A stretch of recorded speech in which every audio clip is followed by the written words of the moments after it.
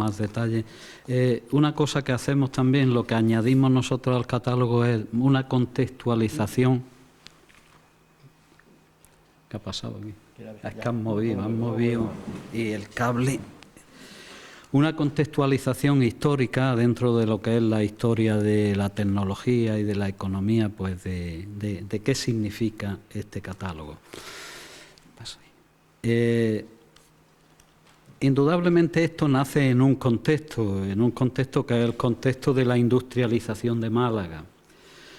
De esto se ha hablado mucho, ustedes mismos pues han tenido ocasión de leer, de comentar esa industrialización que hubo en Málaga. Málaga llegó a ser la segunda provincia industrial de España después de Barcelona, todos hemos oído eso. Y en realidad Málaga empezó con unos grandes empresarios, unas grandes fábricas, los Altos Hornos de Málaga, la fábrica de la industria malagueña, la textil, grandes empresarios como Heredia, como Los Larios, etcétera. Pero también a veces se ha dado la sensación de que, bueno, cuando estos grandes empresarios desaparecen, pues ya Málaga se viene abajo la industria del todo. Y nosotros defendemos que eso no es real. Cuando aparece la industrialización en Málaga, en realidad surge un tejido industrial que dura mucho tiempo, dura pues a lo mejor 80 años, como ha dicho Antonio. Eso no es que se hunda, se hunden algunas fábricas, se hunden algunos sectores, otros surgen. Por ejemplo, en este sector de la siderurgia y la metalurgia que estamos comentando hoy, pues surgen primero los Altos Hornos de Marbella, los Altos Hornos de Málaga, que llegaron a ser los más importantes de España. Pero en torno a ellos surge un tejido que dura mucho tiempo, y no solo en Málaga. Este tejido está también por Antequera, está también en Vélez, Málaga, y está en otros pueblos como Cártama, donde también hubo talleres metalúrgicos de este tipo. Y son talleres, como Antonio ha precisado ya con el de Bertrand de Lis, que son muy sofisticados, y lo que hacen es vender bienes de equipo donde hay que hacer una competencia muy fuerte y donde hay que tener unos catálogos como este que demuestren que están vendiendo una maquinaria importante. Bueno, pásame, Antonio. En Antequera es el segundo centro industrial de Málaga, no solamente en la metalurgia, sino que aquí hay más sectores: el sector del azúcar, que ya ha salido aquí, se ha comentado, el sector del cuero, como no, el sector textil, lanero, pero también algodonero. Aquí hay también un tejido industrial. Dentro de este tejido pues está la fábrica que nosotros comentamos hoy. Aquí tenemos unos arcos en lo que se llamó el Paseo Real a comienzos de siglo XX. Esos arcos elaborados en la fábrica de Bertrand de Lis, que le trataban de dar un carácter moderno a la ciudad, el que apareciera el hierro, el que apareciera... Eso se estaba dando en Inglaterra, en las ciudades más importantes de Europa, y en Antequera aparecen en su centro, digamos, de la ciudad, en la expansión de la ciudad que se estaba haciendo en aquel momento, aparecen estos arcos. Fíjense en la foto a la izquierda arriba, se ve una fábrica que es precisamente el convento de capuchinos donde estaba instalada la fábrica de Bertrand de Lis. Aparece en esa foto arriba. Curiosamente, lo descubrimos hace poco porque estábamos manejando esta foto, pero era más antigua, el fondo no se veía, y el otro día nos limpiaron la foto y vimos que aparece ahí el convento de capuchinos donde estaba la fábrica. La foto, por lo tanto, es preciosa, nos indica una Antequera de aquella época, pero también nos está dando ya la seña de esta fábrica, de esta industrialización. Pasa. Antonio ha comentado que el sector del aceite fue fundamental aquí para que se montaran estas industrias que vendían tecnología de primera fila en aquel momento, ¿por qué no? Pero es que había una burguesía agraria en la Vega de Antequera que lo estaba demandando. Aquí había habido una burguesía tradicional, pero también había ya unos burgueses propietarios de grandes fincas, pero que se estaban planteando ya que había que hacer una renovación del campo. Todo eso coincidía también con el boom que tuvo el olivar y el aceite a final del siglo XIX, que es cuando empieza el gran boom del olivar. Ya Antonio ha dicho la dificultad por la que pasaba antes la venta del aceite de España, porque no se aceptaba afuera, porque decían que era un aceite muy ácido y que solo servía para las maquinarias y no para la alimentación. Entonces, los teóricos de aquel momento, como Diego Pequeño, un señor que escribía en aquel momento y que llegó a hablar de la fábrica de Bertrand de Lis. Diego Pequeño decía que el aceite de España había que renovarlo tecnológicamente para poder competir. Después veremos, respecto a Diego Pequeño, veremos un asunto que quiero comentar también. Bueno, esta imagen en la actualidad es lo mismo que la anterior, el Cortijo de los Llanos, de esta burguesía que yo hablaba. Pues el dueño del Cortijo de los Llanos fue uno de los que empezó a diversificar la economía. Con el aceite también empezó a fabricar aceite de orujo, que en aquel momento era un negocio bastante interesante en la provincia de Málaga. Empezó a fabricar jabón. Bueno, y he traído esa imagen aquí, que es el Cortijo en la actualidad, no me la pasé, porque quería hablar un poco del patrimonio. Nosotros nos llamamos en Málaga Asociación del Patrimonio Industrial y de las Chimeneas, y hemos hecho una defensa de que Málaga capital por lo menos conservase ya de lo poquito que queda, pero por lo menos las chimeneas que quedan industriales, pues que se salvaguarden. Málaga fue una gran ciudad industrial, tuvo muchas chimeneas, pero hoy solo quedan 12. Y en Antequera nosotros hemos hecho un censo de chimeneas industriales y hay muchas más, hay 23 o 24, no sé ahora mismo, pero por ahí andan. De esas 23 o 24, en el campo están por lo menos 14, en cortijos de estos que se renovaron en aquel momento, que metieron su máquina de vapor, que metieron sus nuevas tecnologías que se fabricaban en empresas como la de Bertrand de Lis o como la de Alcaide, que también funcionaba por aquellos momentos también. Entonces, no sé si Antequera, ahora que está el alcalde y la concejala de Patrimonio, sería el momento de hacerse un catálogo de sus chimeneas. Es muy bonito y muy fácil de conservar. Una chimenea no ocupa muchos metros cuadrados, es un símbolo que puede estar y quizá habría que plantearse esto. Es el municipio que más chimeneas industriales tiene de la provincia, muchas más que Málaga y que los demás pueblos, por supuesto. Pásame, Antonio. Bueno, esto es un logotipo de aquellos tiempos que ya tenía la fábrica de Bertrand de Lis, donde se muestra como una empresa bastante moderna, con tecnología. Se llamaba Santa Amalia, ¿no? Se llamaba Santa Amalia. La fábrica de Bertrand de Lis había empezado donde empieza la industria en Antequera, siempre en el río de la Villa. Ahí empezó, no sé si en 1875, por ahí, pero años después, 5 años después, se trasladó ya al ex convento de capuchinos. El convento de capuchinos se había desamortizado, se fundan ahí algunas industrias y ahí va Bertrand de Lis. Bueno, entre las cosas que Bertrand de Lis no solamente era maquinaria, sino también otros productos que hablaban de la modernización de la ciudad. ¿Cómo llegó la iluminación antequera? Curiosamente, la primera iluminación que llegó aquí, que se puso en ningún sitio, fue en la fábrica de Bertrand de Lis.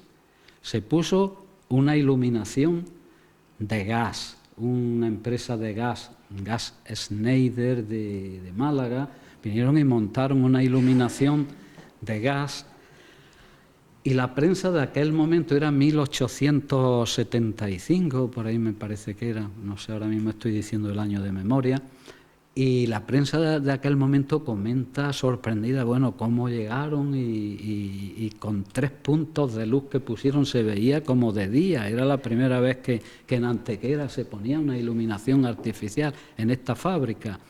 Sobre todo, dicen los periodistas, como siempre, en el comedor es donde más claro se ve todo. Allí donde le habían puesto a ellos el refrigerio y a la gente estaban. Pero bueno, luego la electricidad también llegó muy pronto a Antequera, llegó en 1880 y tantos también, hubo rápidamente aquí empresas de iluminación. Es otro sector interesante de la industrialización antequerana. Pero antes que estas empresas también se iluminó otra fábrica, la electricidad. Fíjense, el gas iluminación llega a la fábrica de Bertrand de Lis y años después la electricidad iluminación llega a la fábrica de azúcar. Fue el primer punto que se iluminó por electricidad, junto con el Cortijo del Romeral. Hubo 2 puntos de iluminación, 2 pequeñas centrales eléctricas para consumir, una en la fábrica y otra en el Cortijo del Romeral. Pocos años después ya empiezan las empresas de luz, empiezan a iluminarse las calles, empiezan a iluminarse los domicilios, pero los primeros puntos fueron esos. Bueno, este es un molino que se conserva en los montes de Málaga, en este lagar, el lagar de Torrijos. No sé, habrán tenido algunos de ustedes ocasión de ir alguna vez. Es un sitio precioso allí que se hace el día del vino, que fabrican vino. Y también tiene este curioso molino de aceite. Es un molino tipo Pfeiffer. Fue un molino que se comentó mucho a finales del siglo XIX, principios del XX, se estaban renovando muchas tecnologías y Pfeiffer fue un inventor que puso en marcha este molino metálico, un molino de planchas de hierro que va por dentro, lleva también peso de metal y que se estuvo ensayando en aquellos momentos y Bertrand de Lis fabricó también su molino tipo Pfeiffer. Y ahora recupero, Diego Pequeño, este teórico que comentaba yo hace un momento, escribe diciendo que en Antequera el fabricante Bertrand de Lis ha hecho un molino de tipo Pfeiffer que ha llegado a superar el original.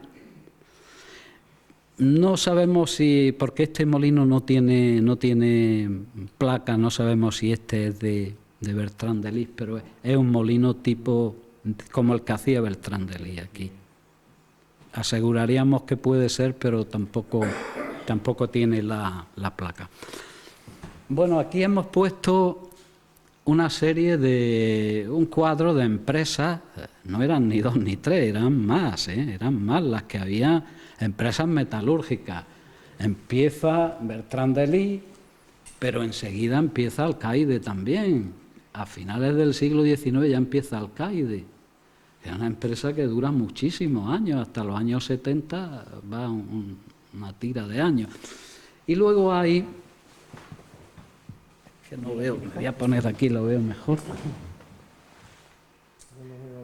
Y luego está Manuel Alcaide, después Felipe Herrero, que Felipe Herrero era uno de los 2 socios de Bertrand de Lis. Bertrand de Lis, alrededor de 1902 o por ahí, se pone enfermo y deja la fábrica, y la fábrica va a pasar a manos de Manuel de Luna. Manuel de Luna es el continuador de la fábrica de Bertrand de Lis. Los otros socios que eran Felipe Herrero, monta su fundición y va a durar poco tiempo, también en 1907 creo que es, también pasa a manos de Luna. El tercer socio, que está un poco más abajo, es Carlos de Rodas, no Manuel Fernández de Rodas, Carlos Fernández de Rodas, y esa familia monta también otra empresa que está a nombre de su hermano Manuel Fernández de Rodas. Fíjense, hacen lo mismo, talleres de construcción de maquinaria y fundición de hierro y bronce, estaba en la estación de ferrocarril. Bueno, y en 1915 también la de Rodas pasa a Luna. Luna se va quedando, digamos, con todo lo que había sido Beltrán de Lis. Pero hay otros fabricantes, Manuel Alcaide continúa, y hay otros que hemos localizado que también son de aquel momento, Los Borregos, por ejemplo, y ¿cuál es el otro? Navarro Hurtado. Navarro Hurtado también eran fabricantes. De estos no, la verdad es que no hemos hecho un estudio profundo y no sabemos estos hasta cuándo han llegado, pero también en aquel momento también fabricaban las mismas cosas. Después pasan, M de Luna pasa a su heredero y llegan pues prácticamente tanto Luna como Alcaide llegan a los años 70, o sea que tienen un recorrido bastante importante.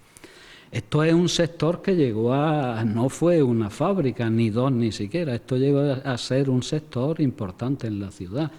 No podemos calcular el número de trabajadores, pero sí fueron bastantes, entre tantas fábricas, pues fueron bastantes. Sí, pasa. Por ejemplo, de José Borrego aparece este anuncio, hemos utilizado también publicidad para poder datar cosas. José Borrego aparece a principios del siglo XX fabricando cerrajería, pero es que en los años 30 sigue Antonio Borrego, que es su hijo. Esta fábrica, que no la hemos estudiado con mucho, o sea, también tiene un recorrido de tiempo, Aquí tenemos un cartel de Luna Pérez que es del año 41. Este es un anuncio de 1941. Y fíjense todavía, curiosamente, en el año 41 lo que dice: sucesor de Beltrán de Lis, de Herrero, de Roda y de Luna, de Hijo. O sea, es el sucesor de todo lo que había. Todavía lo anuncia el prestigio que tenía en el año 41 todavía, el ser sucesor de todo esto.